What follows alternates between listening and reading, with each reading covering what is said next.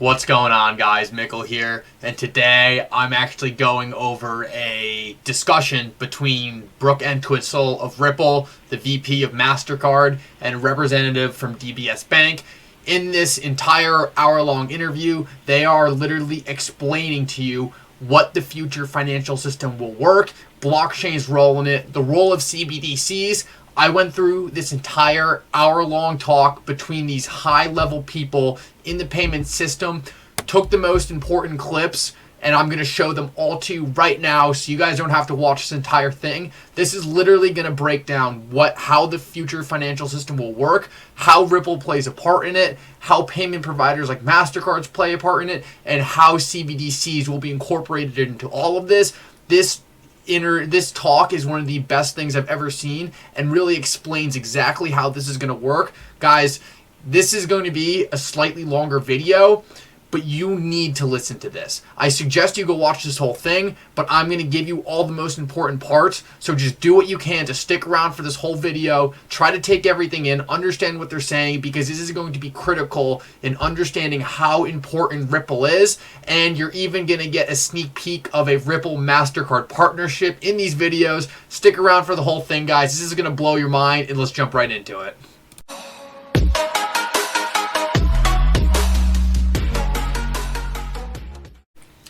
So guys, I'm going to mostly be clicking through these clips now, not going to give much commentary. Make sure if you want to see the entire thing, you go over to Bank XRP's channel. He has this entire interview posted. It's really an amazing interview, but if you just want the most important clips, I'm going to break them down for you right here. Make sure if you guys appreciate this, you really like this video, you comment down below what you think of what they're saying, and you subscribe to this channel. It really helps me out so much, and it'll help me bring more attention to this channel in the future. But let's jump right into these clips so we can get into the information. Contract design. But that also same time talks about where the profitability of the banks goes. You are progressively removing that margin out of the pricing, and so there is a need. There's almost like a dichotomy. In one hand, we are bringing down the cost of transaction, bringing down the processes, making more efficient. You are actually eliminating all the middle and back office piece to the whole financial sector, financial construct of transaction. Now, I was telling Pradit, like today when I go to a bank, extremely relevant, I think, for everyone here, because if you go a full cycle in finance, the concept of mutualization has always existed. You started everything as a collective scheme. You started as mutuals. Then you put guardrails in place. Banks came in place. DeFi says, I go to create new infrastructure. I get rid of all of that. And then a new set of regulations will come on top. But the assumption today is that banks will have a right to play in that infrastructure. I think the answer is resoundingly no.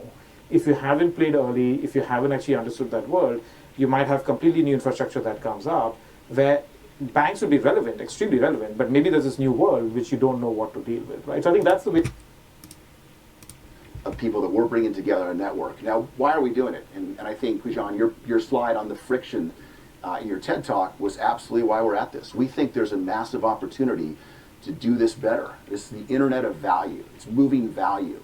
And when you move value in the remittance space, specifically or cross-border payment space, in this case, you're doing so faster, you're doing so much cheaper. You're not saddling the recipients with a huge bill in a country where they can't afford that bill, and it's a huge part of their well-being that's being transferred in value to them. You're doing so with a greater sense of certainty, and that the whole smart contract element of this certainly does that. And digital assets, exciting. I also think the NFT game is incredibly interesting. We do think there's other use cases for our technology, for the digital assets, and that can be around central bank digital currencies. It can be around NFTs. We actually believe and put a lot of faith behind this World Economic Forum report that says that just a huge percent, 10% of the world's GDP could be tokenized by 2027 in some form or another. And if you really believe that, and can get behind what that means, that's pretty exciting, and we think that of currency, whatever this currency is going to be in the future, right? And we're a network. We're trying to facilitate these transactions. So initially, we feel that there are more people willing to pay with cryptocurrencies. There isn't as much of an acceptance network as of now, but we think it's coming. So as a result, we said, okay, well, let's at least get ready to set up the stage. And doing so, we're working with a number of different partners, with Ripple, TBS, different companies around. Boom. Right there, Ripple Mastercard partnership. Guys, these partnerships run deep, and as we continue, they are going to directly tell you how they work, how CBDs will incorporate, so make sure you guys stick around. These clips are so important to understand, so let's keep going. I think to me that's kind of the true north for what we're trying to do. There are a lot of use cases that when you really think through them, you're like, wow, that doesn't, that's not a business. That's not a revenue model. That's not benefiting anybody. I can say pretty clearly, I think we all can, that moving value or moving payments cross-border in a more efficient manner is massive impact. And while we don't necessarily deal at the end, last mile, and the consumer who's receiving, as Mastercard and others do, we believe the pipes and the plumbing in this can be done in such a way that it really makes that a much more impactful experience for this group. So I really think there is this self-regulation element. Historically, you had conglomerates, and therefore you had restrictions on banks and non-financial services activities. But today, everybody who's worth their salt in the Web 2.0 world is building a technology business and then building financial services on the back of it with a platform strategy, right? Like everybody and their grandmother has a platform strategy now, right? And I really think banks are handicapped, and it's partly because of legacy, partly because of regulations.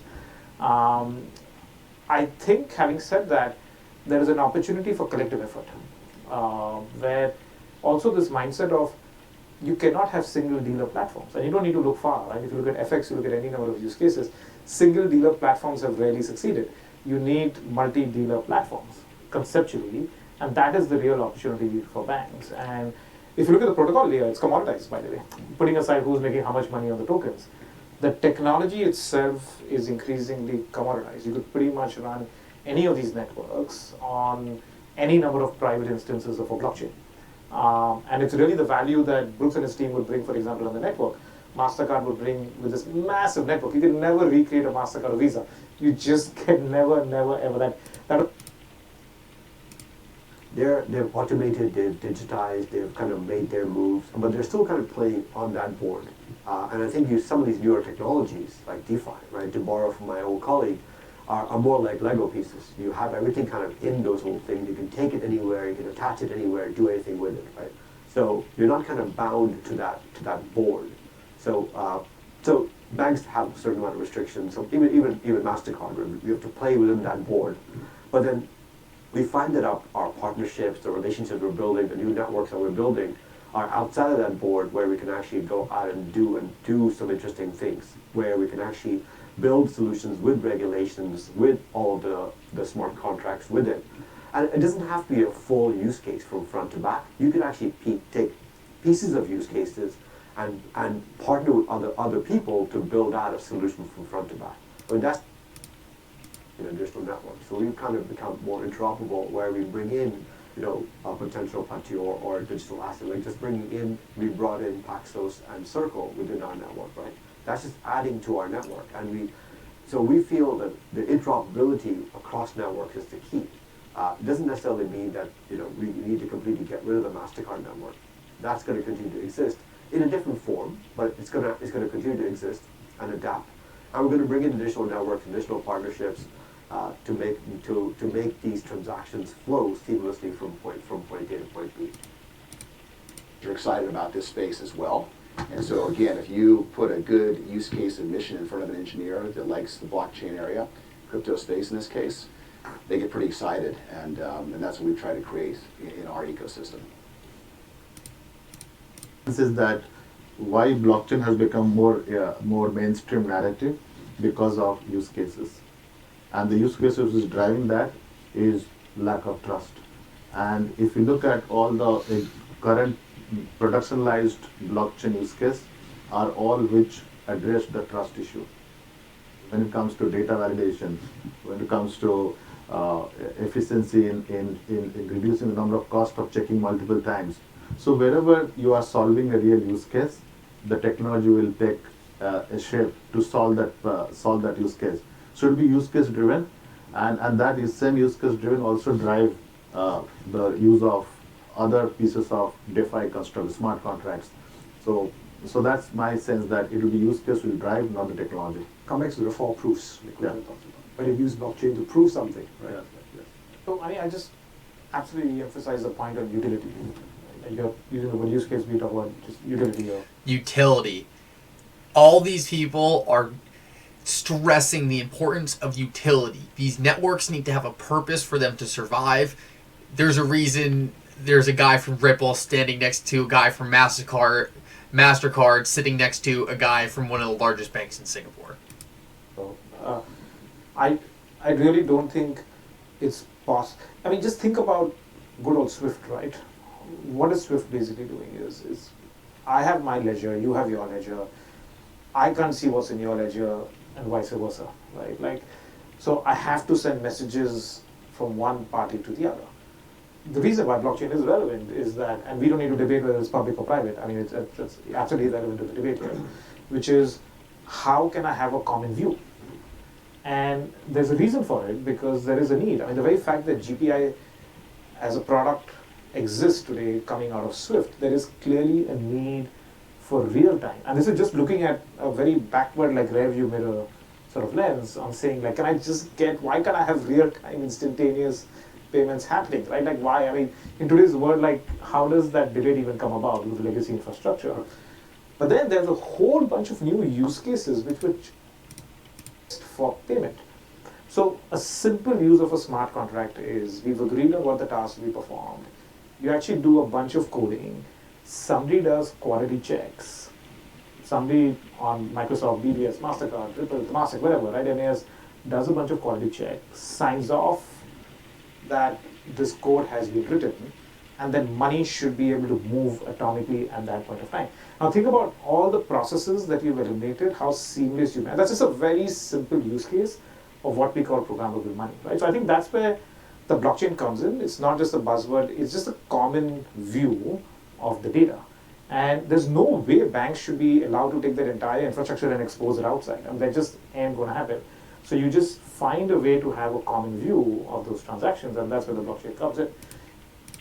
From US just issuing and central banks, Europe just issuing new currency out of nowhere. And then you just trust in the fact that if you wanted to claim against it, that there's someone standing behind it, right? And a lot of the media and the press right now is hyper-focused on CBDCs to the point where we're mixing the role of a central bank. If a central bank wanted to take risk, you wouldn't have a banking system. They would be directly lending to customers. You wouldn't create a banking system. In whichever form, we can talk about Starbucks and others separately, right? The reality is that why do we have to have a binary outcome here? Why does it have to be either an M0 CBDC solution, which is digital, or then just go completely to crypto on the other side? And I mean, for the first time today, I'll talk a little shop on party, which is, at least our conviction is that you'll have a full spectrum where you'll have M0s, you will have actual tokenized representations of M1. How can you interact with deposits? That is the different business model where you're taking deposits and you're lending out, but can I make M1 actually tokenized and programmable? You'll have stable coins, but that business model is different, right? But in everything, if you notice, even in stable coins, the trust is eventually leading back to the banking system and eventually to the sovereigns. So as much as you want to label me as saying the banks will fail, etc., I'm not saying that, right? The trust labels back to the sovereigns, even today in the crypto world or the stablecoin world. So at least my view is that you'll have a full spectrum, and then the rails have to adapt to service all of them. It has to be able to service CBDCs, it has to service M1, and some, like Mastercard, will service some parts, Ripple will do some part, party or others will do, and then there'll be interoperability across. We totally agree that this fiat and digital assets, these will coexist. And they'll coexist on these networks. It may depend on what part of the network, what trunk is being, maybe a crypto leg and a last mile leg paid out in fiat. Stablecoins may bridge these. This interoperability point is key. I think it's how you put it together, but I don't think it's one or the other. And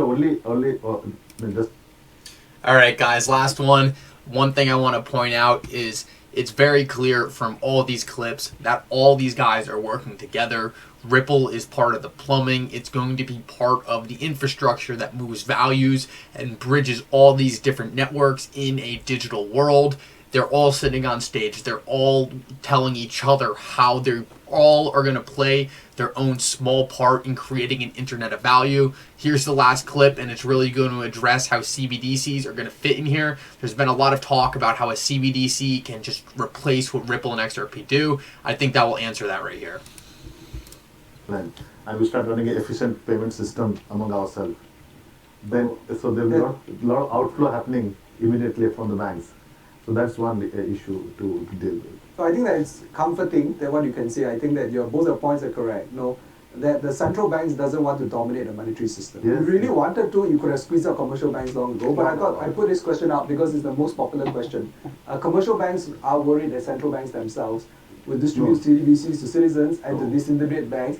Is that a possibility? I think I'll interpret this differently because I think the conclusion is very clear that central banks doesn't want to disrupt credit intermediation of the commercial banking sector, and you want banks to play the role of payment provider. But let me just turn this question around a little bit. This will happen for large countries. Yeah. Large country, especially when the endpoint distribution for people are economically challenged like segment, China, for example, where they need to issue directly from the central bank ledger for efficiency, for inclusion purpose, this will happen. Or in an unexpected emergency like COVID, where there's a large disruption, you go to dispense cash immediately, then a retail CBDC will play a role there. Or in case of an international refugee crisis, because you want to put money on hand of refugees, then this will play a role. So this will be very utility use case driven rather than a structural change of how we do issued currencies. Okay, nothing to fear with CBDCs. That's what one But you're just talking about exceptions, right? I mean, like in a standard way, we don't expect a single tier system where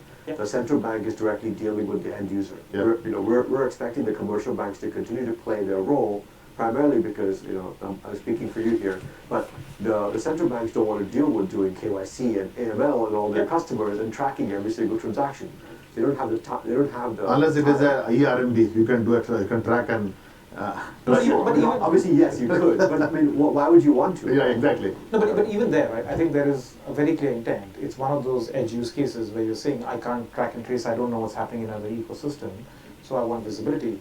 But what they're not saying is, I'm taking an ICBC, CCB, BOC, and taking over the credit creation function from those banks. Yes. I think those things get confused and confused unnecessarily. I also think that in many cases, you can't just digitize the front end with corporate and retail customers through banks or whichever non-banking institutions now. But central banks itself need to digitize their capabilities to interact with these financial institutions or these intermediaries. And that is where the CBDCs will play a critical role as well. All right, guys. That's it for these clips. If you guys have any questions about any of this, maybe in my next video tomorrow, I'll break all this down. I'll show exactly how all these things perfectly interoperate, just as a very quick high level. And if you're still here, thank you so much. Make sure you hit that subscribe button. It seems to me like what we're going to have is a central bank digital currency that essentially will be what they use to control the money supply. Underneath that, you'll have your payment providers that will essentially allow people to pay in whatever form of currency they want, be it Bitcoin, Ethereum, XRP, whatever they want to use. Mastercard CEO made it clear he wants to make it easy for the customer to use what they want. And then when you have the transactions that need to remove friction between country to country, between CBDC to CBDC, then Ripple is going to be a massive player in moving the value from point A to point B. Guys, these guys are all telling you that there's going to be a ton of different players in this. Everyone's going to have their own spot. They are literally working together to create an internet of value. These are some of the smartest, highest level people in the world sitting down and discussing the future financial system. Guys, watch this video again if you need to. Focus on what they're saying. This video is massive. Discloses a partnership with Mastercard and Ripple. Huge. Anyway, guys, I hope you enjoyed this video. And for now, Mikkel out.